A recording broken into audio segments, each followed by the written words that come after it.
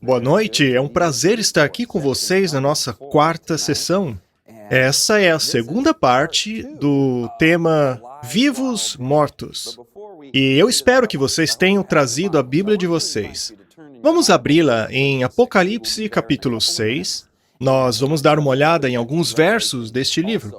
E eu espero que você tenha estado aqui ontem, pois a mensagem de ontem será fundamental para compreendermos a de hoje.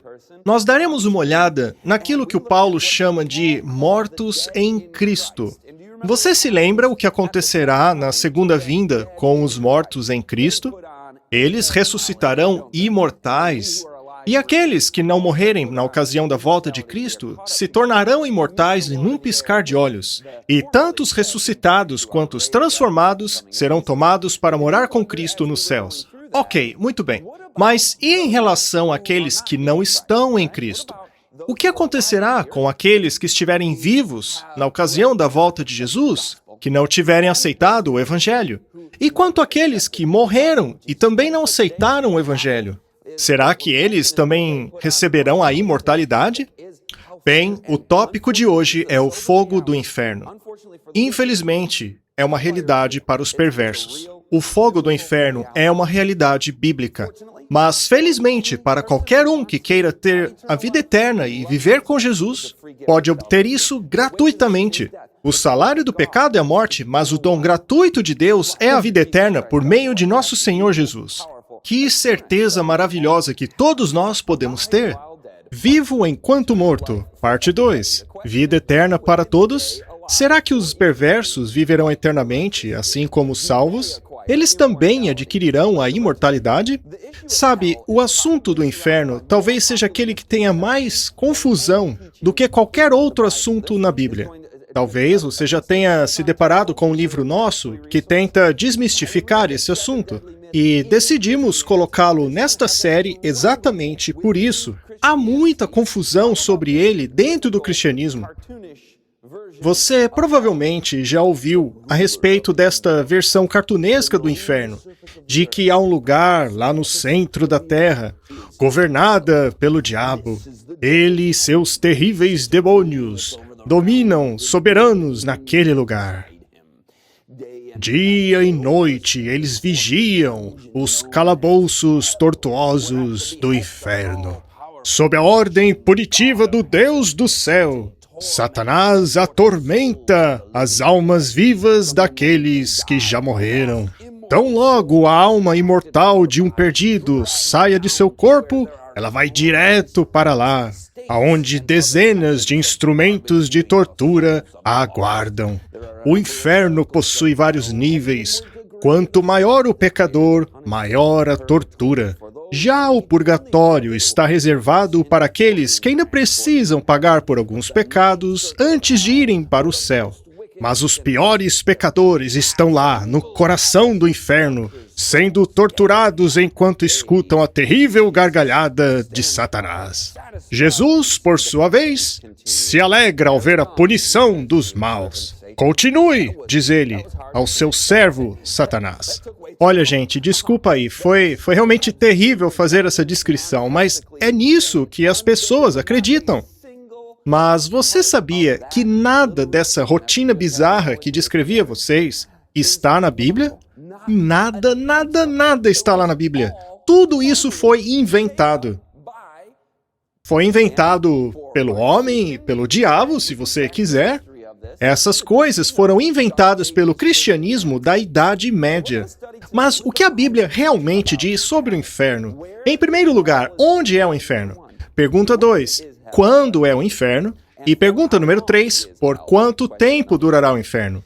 Mas antes de tudo, devemos olhar a palavra hebraica que normalmente é traduzida por inferno. Acontece que essa tradução não é a melhor. Essa palavra é Sheol. Sheol. Essa palavra, no grego do Novo Testamento, é Hades. Agora, pegue uma chave bíblica e procure, no Antigo Testamento, todas as menções da palavra Sheol. Qual é o significado dessa palavra em hebraico no Antigo Testamento? Assim descobriremos o que Sheol é e o que Sheol não é. Eu vou colocar algumas menções lá na tela, porque não teremos tempo de ver tudo na Bíblia. E já nos versos que leremos na tela, vocês verão o que Sheol é e o que Sheol não é. Apesar de Sheol ter sido traduzida por inferno, essa palavra não quer dizer o que achamos que quer dizer. Bem, Sheol era o lugar para onde Jó sabia que iria após a morte para descansar. Era o lugar onde Davi sabia que iria até a ressurreição. É para onde os animais também vão quando morrem. Vocês já sabem que lugar é esse? É onde os mortos têm a sua cama. É onde a alma decompõe. É onde os mortos são colocados e cobertos por vermes. Aonde tudo isso acontece? Vocês sabem, num cemitério. Então, queridos, Sheol não é aquilo que a Idade Média achava que era. Não é o conceito popular de inferno, é simplesmente sepultura. Mas isso nos leva à primeira pergunta. Afinal, quando será o inferno de verdade? Você está lembrado da parábola do joio e do trigo? Nós estudamos essa parábola em nossa segunda sessão, Mateus 13. Lá é dito que o joio será ajuntado para ser queimado, o que significa que os perversos também serão. Lá haverá choro e ranger de dentes. Ora, isso não parece o inferno? Mas quando isso vai acontecer? Vejamos na tela. A colheita é o fim do mundo. E assim como o joio foi juntado para ser queimado no fogo, assim será quando? Quando será essa queima? No fim do mundo. É quando o joio será juntado para ser queimado. É o fim dos séculos, o fim do mundo. Portanto, a punição dos maus será nesta ocasião. Mas sabe, isso faz muito sentido, pois se a punição dos maus estiver acontecendo agora, antes do julgamento ser completado, seria algo estranho. Seria estranho a punição acontecer antes do fim do julgamento. Segundo Pedro, capítulo 2, verso 9, nos fala sobre isso. O Senhor reservou os injustos para o dia de julgamento, para serem punidos. Portanto, os ímpios estão reservados para um dia determinado de punição. Esse é o dia do juízo final. Não está ocorrendo agora. E seja sincero, não faz todo sentido, porque, conforme estudamos ontem, nós não temos uma imortalidade natural. Então, poderiam os perversos que já morreram estarem vivos agora, sofrendo em algum lugar? Não, não faz o menor sentido. Isso nos leva ao nosso terceiro mito. O mito número 3 é aquele que diz que nós possuímos imortalidade natural, de forma que ficamos vivos enquanto mortos, assombrando as pessoas, ou mesmo vivendo no céu ou no inferno. Então, queridos, não existe essa história de um lugar no centro da Terra onde os mortos estão vivos lá, sofrendo, sendo torturados. Vimos que o que a Bíblia ensina é que os mortos dormem. O próprio Jesus comparou a morte com o sono. Portanto, tudo que vocês aprenderam nos desenhos animados e filmes e seriados a respeito do que acontece com os mortos não é correto. Eu me lembro de ter visto vários desenhos em que o personagem morria e saía a alminha dele do corpo, e então ele ia para o céu, ganhava uma auréola, uma harpinha, e começava a cantar e tocar. Mas se o personagem era mau, então ele ia lá para o centro da Terra, onde iria para um grande churrasco. Isso era ensinado pela igreja da Idade Média, mas a Bíblia não ensina isso. Ninguém está queimando no inferno agora. Porém, a punição de fogo é real. Ela irá acontecer. O próprio Jesus disse que no futuro, na ocasião do fim do mundo, o joio será queimado no fogo. Agora, vamos colocar tudo isso em uma linha do tempo. Sabemos que Jesus voltará no futuro, não é mesmo? Esta é a nossa grande esperança. E já estudamos isso no passado. Vimos que o Senhor aparecerá nos céus, e os mortos salvos ressuscitarão, e todos os salvos serão levados para as nuvens dos céus, para encontrar com o Senhor. Vimos que Jesus está preparando várias mansões para nós lá, porque Ele quer que estejamos onde Ele está. Então, resumindo tudo isso, os salvos receberão a imortalidade e serão tomados para o céu na segunda vinda de Jesus. Mas e quanto aos ímpios que estiverem vivos nessa ocasião? O que acontecerá com eles? A Bíblia responde, está lá no verso 14. O céu se desenrolou como um pergaminho.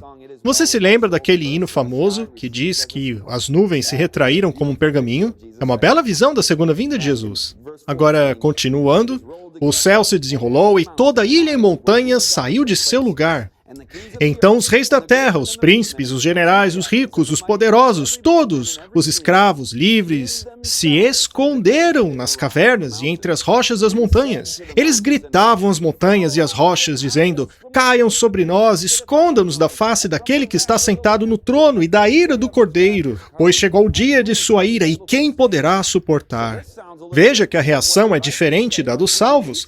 Quando Jesus voltar, os salvos dirão: eis o nosso Senhor, a quem aguardávamos. Os maus fugirão, eles entrarão nas montanhas e clamarão para que as rochas caiam sobre eles, pois não poderão suportar a glória de Deus. E o que acontece depois? A Apocalipse 7 fala de um assunto sobre o qual falaremos em uma outra sessão. Mantenha em mente que esse verso que estudamos será muito importante. Mas o que acontece, cronologicamente falando, está lá em 2 Pedro. O dia do Senhor virá como ladrão. Os céus desaparecerão com um grande estrondo, os elementos serão desfeitos pelo calor, e a terra e tudo que nela há será queimado. Tudo será queimado. É uma cena terrível. Os maus fugirão porque será um evento cataclísmico, não apenas para o planeta, mas para os perversos. Para os salvos será um evento maravilhoso, mas o que farão os perversos? Eles fugirão, porque tudo estará sendo queimado devido à glória da presença do Senhor. Jeremias 25:33 diz que todos os perversos da face da terra serão mortos. Eu não gosto de falar disso, mas é a verdade, é uma realidade deste mundo caído. O mal, o pecado e o sofrimento precisam ser varridos da face desse planeta para sempre. Agora, qual é a atitude de Deus com relação aos que serão mortos? Aqueles que não aceitaram o Evangelho. Está lá no livro de Ezequiel. O Senhor diz: eu não tenho prazer na morte do perverso. Eu quero que o mal mude seus caminhos e viva. Mude os seus caminhos maus. Por que você morreria? Veja que Deus quer salvar os maus. Eles, porém, são rebeldes. Essas pessoas eram os maus da época de Ezequiel, que iriam morrer por causa de sua rebelião contra Deus. Deus, no entanto, nos ama, mesmo enquanto somos pecadores. Ele morreu para nos salvar do pecado. Ok, e quem será ressuscitado por ocasião da segunda volta de Jesus? Está lá em 1 Tessalonicenses capítulo 4. Os mortos em Cristo ressuscitarão primeiro. Aqui temos respostas para 3 das nossas 4 perguntas. Os mortos em Cristo ressuscitarão e, junto com os vivos salvos, serão tomados para o céu. Então, os ímpios de toda a face da terra que estiverem vivos nesse dia serão mortos. Agora, Jesus fala sobre 2 ressurreições. Também tem a ressurreição dos mortos perdidos. Jesus disse: não se espantem com isso, pois chegará a hora em que todos os que tiverem suas sepulturas ouvirão a sua voz e delas sairão. Aqueles que fizeram bem ressuscitarão para a vida, e aqueles que fizeram mal ressuscitarão para a condenação. Há, portanto, 2 ressurreições: a ressurreição para a vida e a ressurreição para a condenação. E como já estudamos em Apocalipse, capítulo 20, você já pode ir abrindo na sua Bíblia, veremos que essas 2 ressurreições estão separadas por um período de 1000 anos. Daniel 12, verso 2, também faz referência a essas 2 ressurreições. É dito que aqueles que dormem no pó da terra ressuscitarão, alguns para receberem a vida eterna, e outros para a vergonha e o desprezo eterno. Apocalipse 20, porém, nos dá um contexto melhor em relação à linha do tempo, já que queremos saber quando isso vai acontecer. Nós leremos os primeiros 10 capítulos de Apocalipse 20. Vi descer dos céus um anjo que trazia na mão a chave do abismo e uma grande corrente. Ele prendeu o dragão, a antiga serpente, que é o diabo.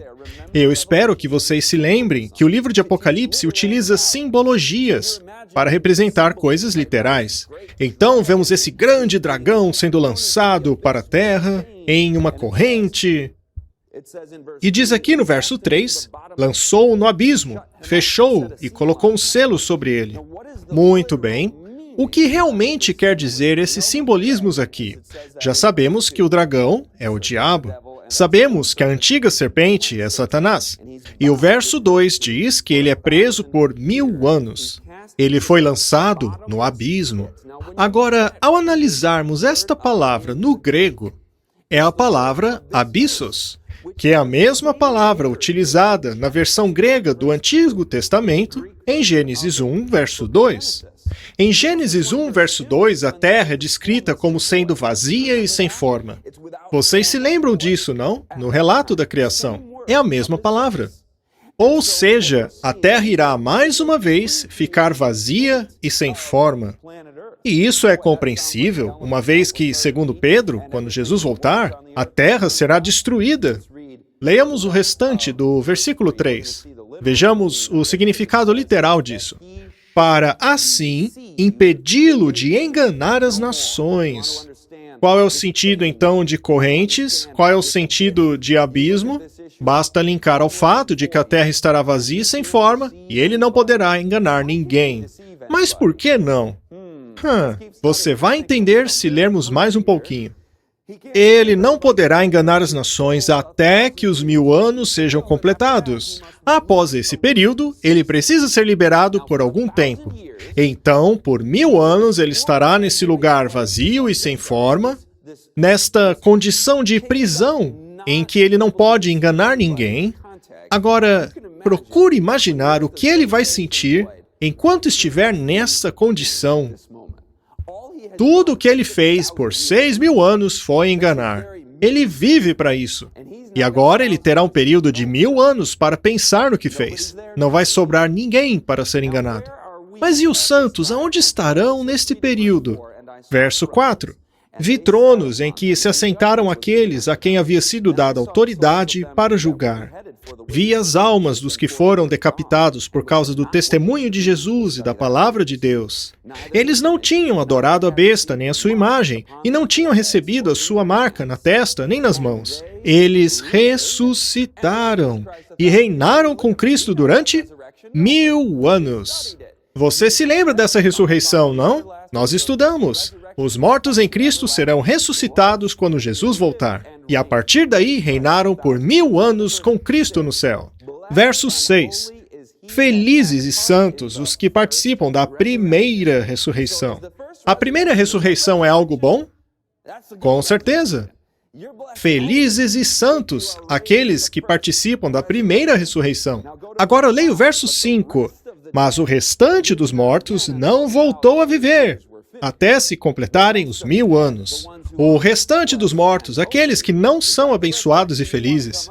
Olha, não queremos estar nesta ressurreição, ok? Pois veremos o que vai acontecer a eles, conforme estudamos. O que será que acontece com esse grupo que participa da segunda ressurreição? Agora, a pergunta é, quando será esta segunda ressurreição? A ressurreição dos perdidos. A resposta está lá no verso 5. O restante dos mortos não voltou a viver até se completarem os 1000 anos. É por isso que Satanás não pode enganar ninguém. É pelo simples fato de que aqueles que estão com vida, aqueles que ressuscitaram, foram para o céu. Por outro lado, os perversos que estavam vivos quando Jesus voltou, morreram. Os que já estavam mortos, continuaram mortos. Ou seja, Satanás permanecerá aqui por 1000 anos, sem ninguém vivo. Vamos para o verso 7. E quando os 1000 anos terminarem, Satanás será liberado de sua prisão. E o que é a prisão dele? É quando ele não podia enganar ninguém. Mas o verso 8 nos diz que ele será libertado para enganar as nações. Ele não estará mais preso a essa circunstância de não poder enganar as pessoas. Quando os 1000 anos terminarem, ele poderá enganar as pessoas mais uma vez. E quem ele enganará após o final dos 1000 anos? A resposta é clara. Os perversos, que terão sido ressuscitados. E a partir do verso 7, após os 1000 anos terem sido completados, ele enganará mais uma vez as pessoas. E vocês sabem quem? Os ímpios ressurretos. Então, no verso 8, os ímpios já foram ressuscitados.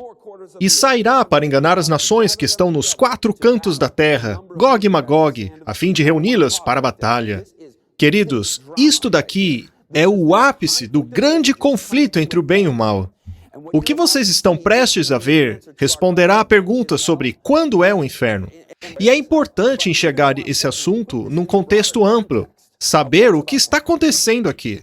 O problema do mal, da dor, do sofrimento, o grande conflito entre o bem e o mal será resolvido agora mesmo, nessa profecia aqui. É um momento crítico. Agora, vá rapidamente para o capítulo 21. Capítulo 21, verso 2. E eu, João, vi a santa cidade, a nova Jerusalém, que de Deus descia do céu, enfeitada como esposa para o seu marido. Foi necessário ler esse verso agora, pois no capítulo 20 é mencionada uma cidade sobre a terra. Apocalipse 20 e 21 não estão em uma ordem cronológica estrita. É uma sequência por tópicos. É por isso que uma ressurreição aqui é mencionada lá, apesar de haver 1000 anos entre as duas. E a cidade mencionada no 21 também já está no capítulo 20. O que João está fazendo aqui é pegar tópico por tópico, e não necessariamente em ordem cronológica. Então a cidade desceu, como vimos no capítulo 21. E no verso 9 do capítulo 20, acontece o seguinte: E as nações marcharam por toda a superfície da terra e cercaram o campamento dos santos, a cidade amada. Ou seja, a cidade já desceu do céu neste momento. Os santos estão aqui, na cidade, depois dos 1000 anos. Já o diabo e os ímpios ressuscitados estão do lado de fora. Eles vão e cercam a cidade santa. Veja, esses mortos ressuscitados são os mortos perversos de todas as eras. Ou seja, nesta cena estão reunidos todos os seres humanos que já viveram, alguns dentro, outros fora da cidade. E o que acontece em seguida é incrível.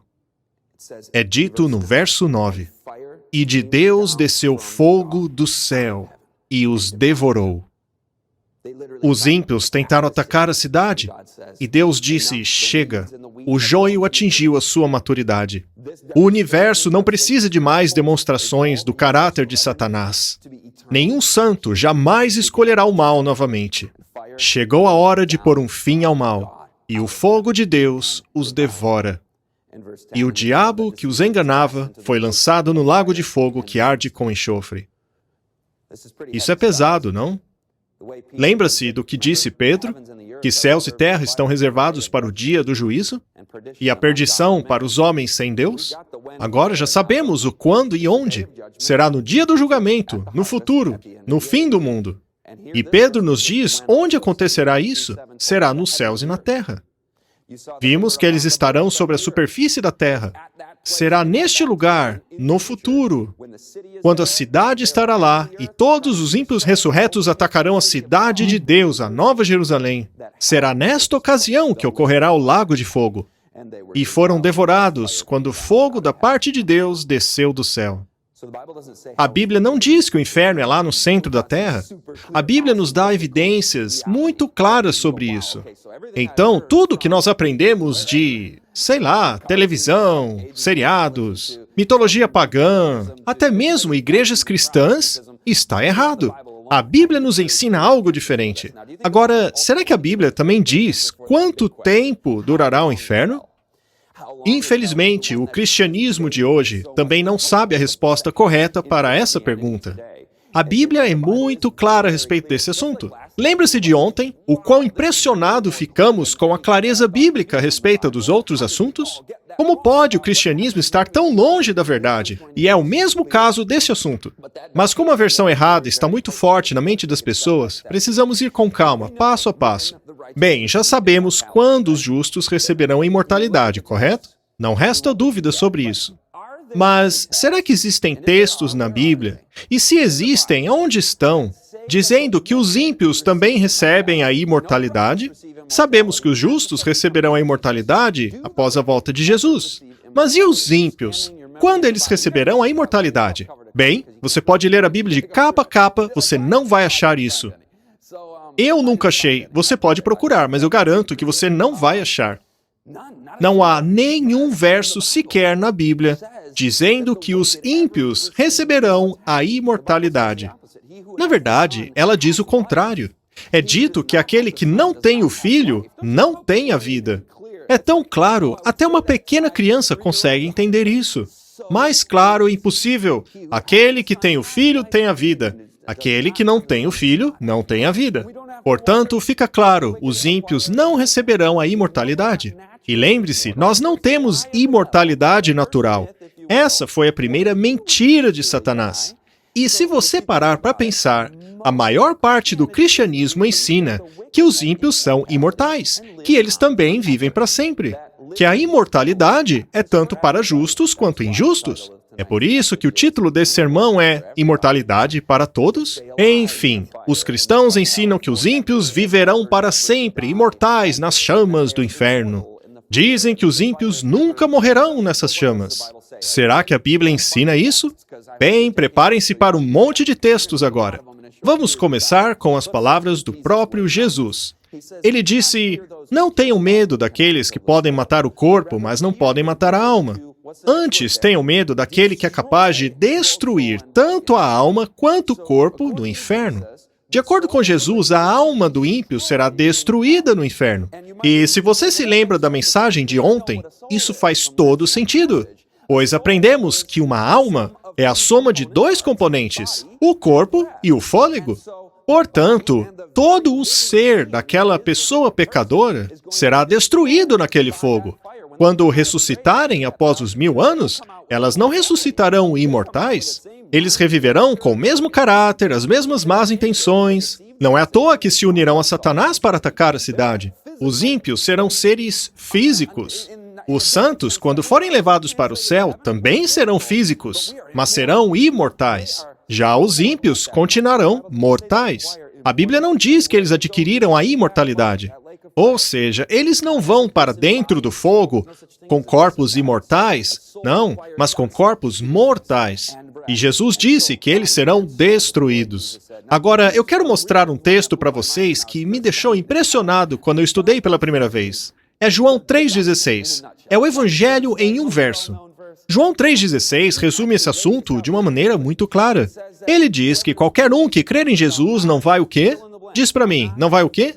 Perecer, mas terá vida eterna. Deus nos dá duas opções. E há vários outros textos que dizem a mesma coisa. É vida ou morte, ou seja, ser destruído, o ser todo da pessoa. Você já deve ter ouvido falar de alimentos não perecíveis, ou seja, eles não degeneram.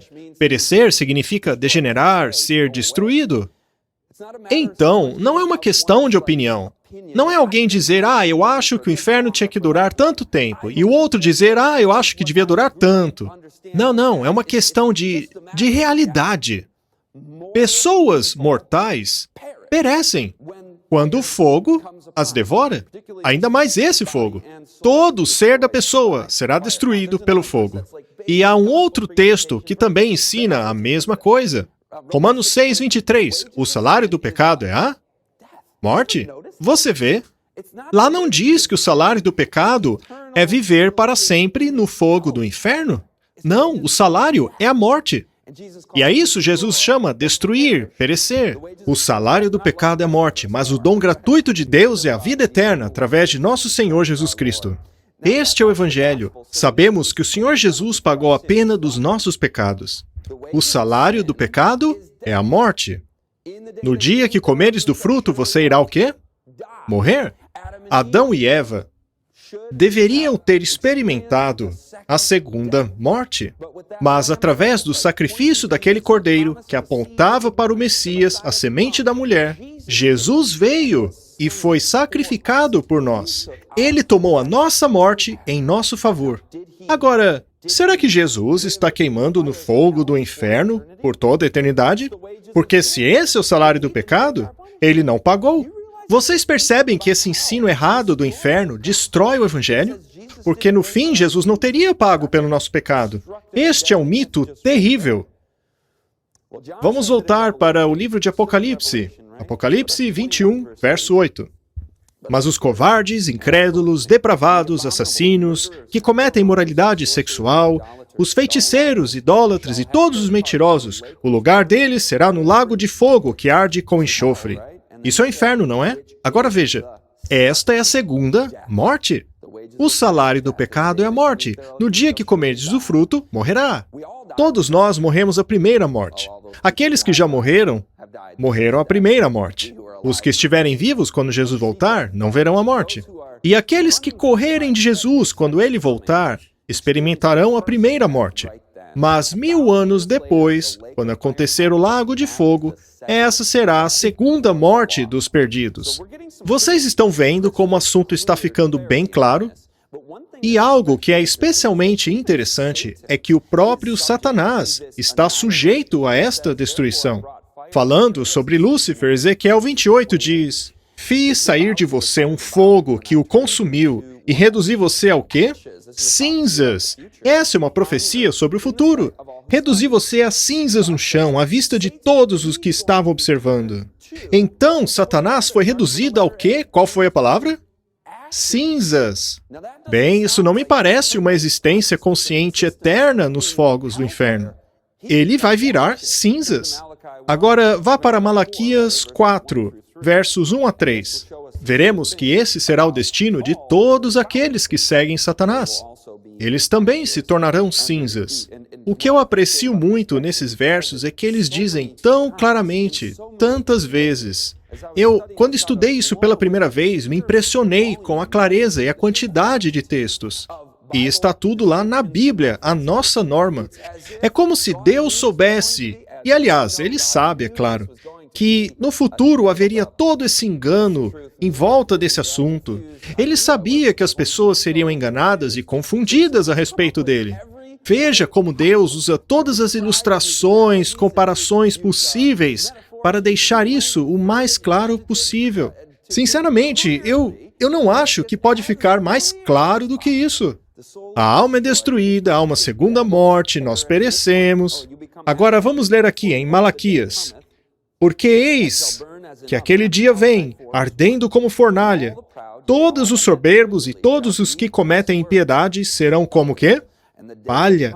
O dia está para vir, que os abrasará, diz o Senhor dos Exércitos, de sorte que não lhes deixará nem raiz, nem ramo. Veja quantas repetições, quantos textos para deixar o assunto claro. Mas para vós, os que temeis o meu nome, nascerá o sol da justiça, e cura trará nas suas asas. E saireis e saltareis como bezerros da estrebaria. E pisareis os ímpios, porque se farão o quê? Cinzas debaixo das plantas de vossos pés. Há um outro texto no Salmo 37. Por um pouco mais de tempo, e os ímpios não mais existirão. Eles perecerão. Os inimigos do Senhor se desvanecerão como fumaça. Desaparecerão como fumaça. Isaías 33. Os pecadores de Sião se assombram. O tremor surpreendeu os hipócritas. Quem dentre nós habitará com o fogo consumidor?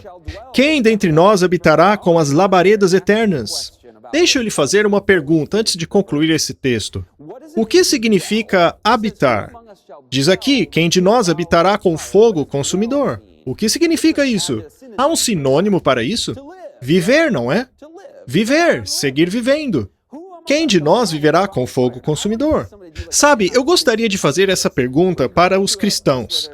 Pessoas na rua, comuns, que mais ou menos entendem da Bíblia. Pergunte a elas, você acredita em inferno e céu? Sim? Tá, agora eu tenho uma pergunta. Segundo a Bíblia, quem é que habita no fogo eterno? Você acha que eles responderiam os perdidos ou os salvos?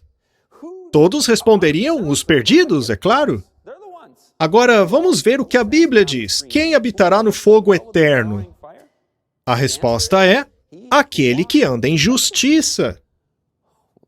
As pessoas ficariam surpresas com essa resposta, não? Eu vejo muitas delas ficando confusas. O quê? A Bíblia diz mesmo isso? Mas é isso que ela diz. É o que fala com retidão, que rejeita o ganho da opressão, que não aceita o suborno, que não gosta de derramamento de sangue e fecha os seus olhos para não ver o mal. Agora, um parênteses. Veja como é importante o que vemos e ouvimos. Mas voltando, vejam que são os maus que não aguentarão viver no fogo. Quem será capaz de habitar em meio ao fogo eterno? Os justos. Os justos, mas eles não vão para o inferno. Calma lá, isso aí não é o fogo do inferno. A Bíblia não diz que Deus é um fogo consumidor? Hebreus 12, 29. Quando ele voltar, alguns vão fugir, mas outros receberão a imortalidade e vão morar com ele. Nós habitaremos na presença de Deus, e Deus é um fogo consumidor para o pecado, ou para os pecadores. Para eles, Deus é um fogo consumidor. Os salvos, por outro lado, receberão a imortalidade. A presença de Deus será o nosso lar. Nós moraremos com Ele. Você se lembra de quando Moisés quis ver a glória de Deus? E ele disse, espera um pouco, Moisés, você não está pronto. Nenhum homem pode ver a minha face e resistir. Ninguém pode me ver e continuar vivendo. Portanto, Deus é um fogo consumidor para aqueles que não foram regenerados ainda. Mas sabe, tem um homem na Bíblia que andou tão próximo a Deus, foi tão fiel a Ele, amou tanto a verdade, se dedicou tanto ao serviço de Deus, que ele chegou a ser literalmente envolto em fogo e levado para o céu. Esse homem é Elias. Foi levado numa carruagem de fogo. E Moisés, após ser ressuscitado, teve esse mesmo privilégio, como falamos outro dia. Também tem Filipenses 3:19. Sabe, há tantos textos que não podemos ver todos eles. Vamos mostrar rapidamente na tela para que você tome nota. Bem, lá é dito que aqueles cujo Deus é o estômago serão finalmente destruídos. Gálatas 6, verso 18. Diz que os perdidos colherão perdição, corrupção, destruição. Mateus 3, verso 12. Diz que os maus serão queimados por um fogo que não pode ser apagado. Veja quantos textos tem a respeito desse assunto. Isaías 47, 14. Diz que eles serão como palha, que o fogo os consumirá. Fazendo eco a Malaquias, capítulo 4, versos 1 a 3. Você pode dizer, ok, já entendi, mas lá em Mateus 25, não fala alguma coisa sobre punição eterna? Eu sempre pensei que os maus fossem para o centro da terra, queimar para sempre, serem punidos eternamente. Bem, deixa eu te dizer que é verdade, existe uma punição eterna. Com certeza existe uma punição eterna para os maus. Após morrerem na segunda morte, por quanto tempo continuarão mortos? Para sempre. A segunda morte é eterna. É uma punição eterna. Quem rejeita a misericórdia de Deus jamais voltará da morte. O dom gratuito de Deus é a vida eterna, não é? Eu sei que é difícil, eu sei que parece pesado. Não há segunda chance. Eles jamais voltarão. Mas a Bíblia não fala em fogo eterno? Eles são eternos ou fogo eterno? Aliás, você quer saber o que é o fogo eterno? Está lá em Judas, verso 7. Lá diz que alguns sofreram o fogo eterno. Agora, se você pegasse somente esse verso e construísse uma imagem sobre o caráter de Deus baseada apenas nele, eu formaria a seguinte opinião a respeito do fogo eterno. Veja, vamos deixar a Bíblia dizer, não vamos colocar as nossas opiniões no texto. A Bíblia sempre colocará nossas ideias no trilho. Ok, o que é o fogo eterno? Assim como Sodoma e Gomorra e as cidades circunvizinhas, que havendo-se entregue à fornicação como aqueles, e ido após outra carne, foram postas, por exemplo, sofrendo a punição do fogo eterno. Vejam que Sodoma e Gomorra são exemplos do fogo eterno. Eu sei que você sabe a história de Sodoma e Gomorra. Haviam coisas terríveis acontecendo naquela cidade, ao ponto de Deus ter que pôr um fim nelas. Era muita maldade. Já tinham chegado em seu limite. Sodoma e Gomorra tiveram que ser destruídas. Totalmente destruídas. O fogo eterno veio e sobrou alguém? Alguém ficou vivo naquilo? Não. O fogo eterno é totalmente destruidor, de acordo com Judas, verso 7. O fogo eterno não apaga até que tenha completado o seu trabalho. Metaforicamente, é usado o exemplo de um verme. O verme não morre, o verme não para até que seu trabalho de decomposição seja completado. Foi isso que Jesus quis dizer. Sabe, Deus é um Deus de justiça. Isso é algo que a maioria de nós acredita. Mas não é a definição de justiça de Deus que conta?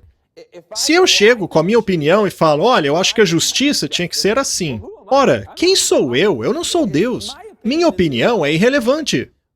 E por séculos, o cristianismo da Idade Média ensinou que a justiça de Deus é torturar bebês por toda a eternidade. Mas que ensinamento diabólico é esse? Esta imagem distorcida de Deus só pode ter vindo de Satanás. Isto não é bíblico. O que a Bíblia de fato ensina é que Deus não quer que ninguém morra, que ninguém pereça. Ele diz aos pecadores: eu não quero que vocês morram. Agora pense comigo, se Deus já fica tão desgostoso com os pecadores morrendo na segunda morte, você por acaso acha que ele gostaria de manter pessoas queimando para sempre, torturando-as por bilhões e bilhões de anos? É repugnante que cristãos ensinem esse tipo de coisa. É inacreditável. Mas a Bíblia não usa a palavra eternamente? Alguém que leia superficialmente pode achar que a Bíblia se contradiz. Bem, vamos para Apocalipse 20. A Bíblia nunca se contradiz, ela é a palavra de Deus. Nós precisamos ler toda ela, todos os versos que falam do mesmo assunto. Apocalipse 20, verso 10, usa a palavra eternamente. Mas aí temos que pisar no freio e dar uma olhada melhor nisso. O verso 10 diz: e o diabo que os enganava foi lançado no lago de fogo e enxofre, onde está a besta e o falso profeta. E de dia e de noite serão atormentados, para todo sempre. Sabe, esse texto é parecido com aquele que Jesus disse: você estará comigo hoje no paraíso. Quando lemos aquele texto, ficamos confusos. Como assim? Jesus falou que estaria com o ladrão na própria cesta? Como assim? Temos que resolver esse enigma, então. É a mesma coisa aqui. Ao mesmo tempo que a Bíblia tem sido tão clara a respeito da destruição final dos ímpios, como assim, então, eles vão queimar para todo sempre? Bem, vou te dar uma resposta rápida dessa vez. É uma questão tão simples. Por tantas vezes na Bíblia, a palavra para sempre, 56 vezes, para ser mais exato, as traduções utilizam essa palavra para sempre, se referindo a coisas que já terminaram há muito tempo atrás. Não é um termo que significa literalmente para sempre, como no português. No hebraico é diferente. A palavra hebraica, traduzida por para sempre, aparece no livro de Jonas. É dito que Jonas ficou na barriga do peixe para sempre, mas sabemos que não foi o caso. No livro de Samuel, a palavra para sempre significa até que ele morra. Êxodo 21, o escravo hebreu deveria servir o seu mestre para sempre ou até que ele morra. Nessa forma, ao lermos em Apocalipse 20, verso 10, veja que não faz sentido, pois no verso 9 diz que o fogo os devorou. Ora, como pode um fogo queimá-los para sempre e, ao mesmo tempo, devorá-los? São conceitos incompatíveis. O termo para sempre, em português, quer dizer para sempre, sem término. É incompatível com o termo devorar. Acontece que a língua original da Bíblia não é o português. Não existe um termo exato em português para o termo grego que aparece aqui. O sentido correto seria: Jonas ficou na barriga do peixe até sair. Seria por todo o período de tempo que Samuel serviria no templo. Se você aceitar uma tradução longa para o termo utilizado na Bíblia, para sempre não é a mais correta. O melhor seria pela duração, pela totalidade do período de tempo em questão. Só que você não encontra esse termo nas traduções, ainda mais porque as pessoas já têm aquela ideia pré-concebida sobre o inferno. Mas, se você analisar o original, do grego e do hebraico, você verá que a Bíblia não se contradiz. Graças a Deus por isso. É uma palavra que simplesmente significa pela duração de um certo período de tempo, pela totalidade do período em questão, ou até que ele morra, como vimos. É por isso que o fogo pode queimar por essa totalidade de tempo até serem devorados. Mas eu não sei a duração desse tempo, eu não vou dar minha opinião sobre isso. O que devemos fazer é confiar em Deus, pois Ele é justo. A Bíblia chama esse ato de o ato estranho de Deus, pois sua natureza não é destruidora. Vocês se lembram da parábola do rico e do Lázaro?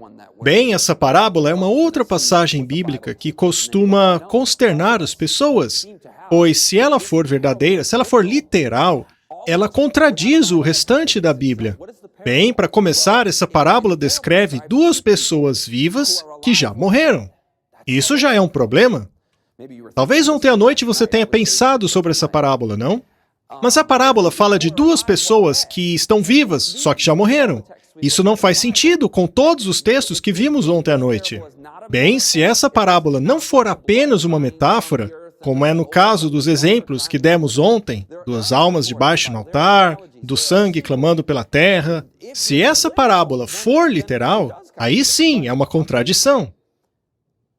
Mas se essa parábola fosse literal, se for literal este conceito de o rico e o Lázaro continuarem vivos mesmo depois da morte, eu realmente queria entender quem acredita nessa descrição do pós-vida.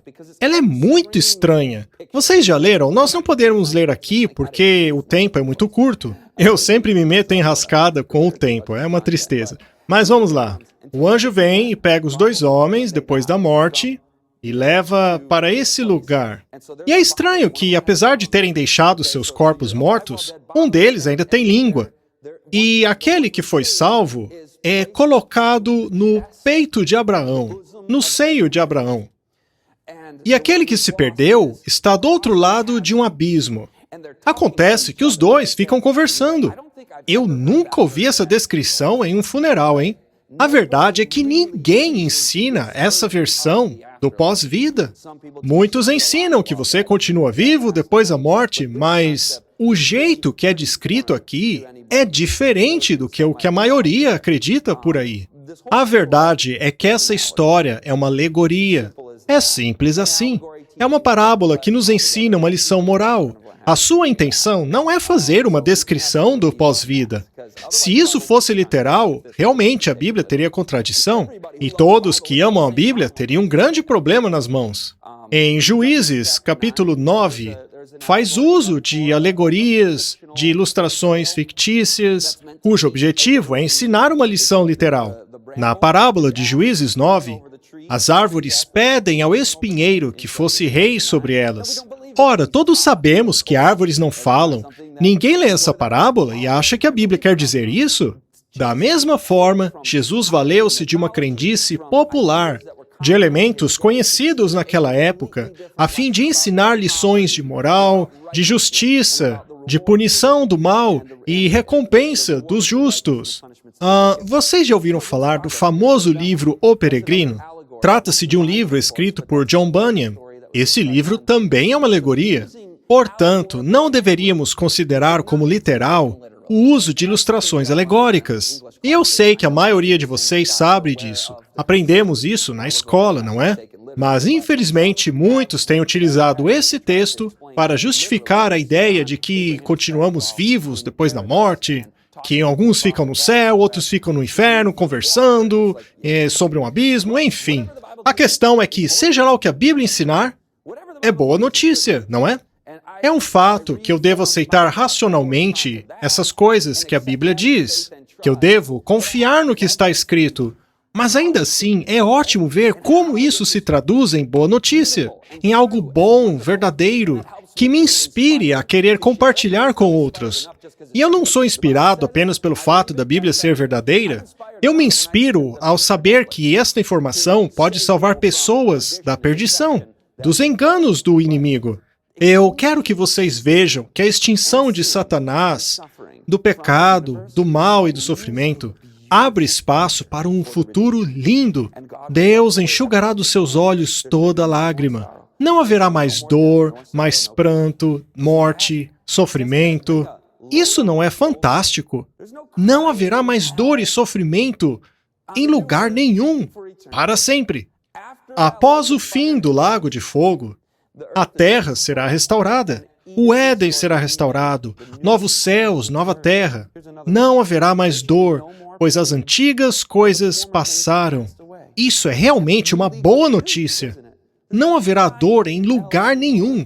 Imagine só que cena bizarra, Deus reservando um canto no universo para o inferno, em que milhões de pessoas continuariam sofrendo para sempre ali. Não, não. Todo o mal será extinto. Satanás, seus anjos, todos os pecadores, aqueles que perseguiram o povo de Deus, os servos de Jesus Cristo, nenhum deles existirá. serão reduzidos a pó. Deus limpará esse mundo e fará dele um lugar maravilhoso para aqueles que amam o Senhor, aqueles que amam a verdade. Isso não exige algo de nós? Nós podemos responder a Deus essa noite. Podemos dizer, Senhor, tome o meu coração. Uma eterna existência em um inferno, permitido por um Deus tormentador e tirano, é um mito terrivelmente destruidor. Graças a Deus, a verdade nos liberta desse mito. Quantas pessoas não rejeitaram a Deus por causa desse mito desenvolvido na Idade Média?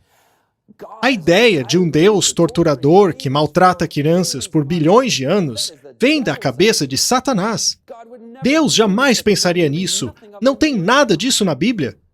Quantas pessoas não tentaram ser cristãs, servir a Deus conscientemente e se depararam com essa pedra de tropeço inventada por Satanás e tiveram seu relacionamento com Jesus prejudicado por causa disso?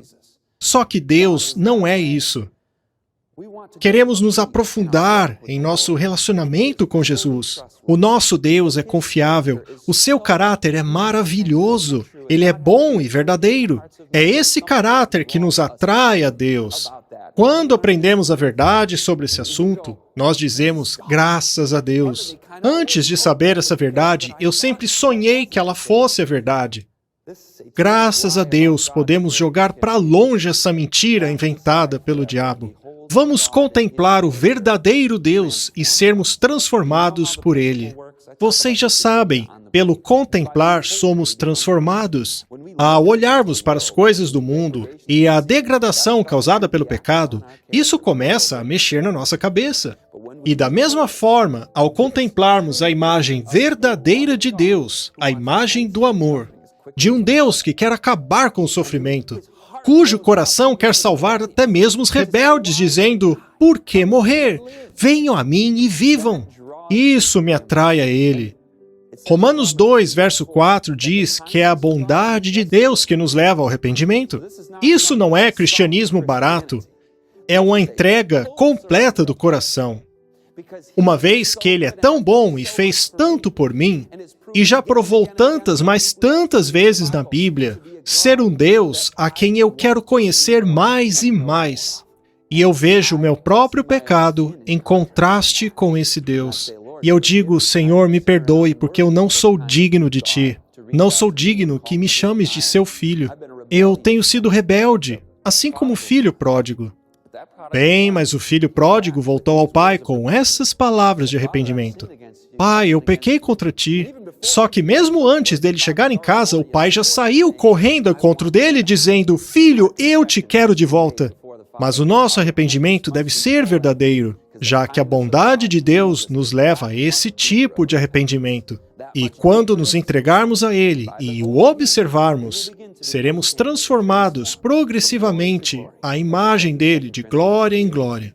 Ao o vermos como Ele realmente é, seremos transformados à sua imagem. Deus quer que o amemos de todo o coração, de toda força.